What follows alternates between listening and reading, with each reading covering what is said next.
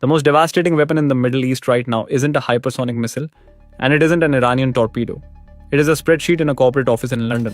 If you want to understand pure, unfiltered financial leverage, you have to look at how maritime insurance actually dictates global war.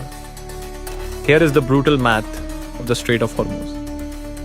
When tensions spike between the US, Israel, and Iran, the media watches the warships. But the real power lies with a quiet group of underwriters at Lloyd's of London, known as the Joint War Committee.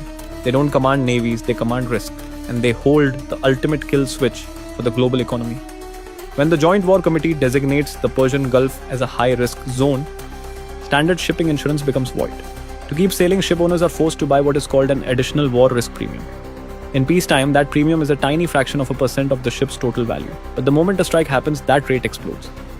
Overnight, the cost to insure a single oil tanker jumps from $50,000 to several $1 million per voyage. But the real weapon isn't the price, it's the cancellation clause.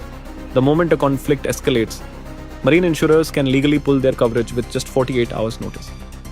And this is the exact psychological vulnerability Tehran is exploiting. Iran doesn't need to physically blockade the Strait of Hormuz. They don't need the military capacity to sink every single vessel. They just need to create enough perceived risk to terrify the underwriters in London.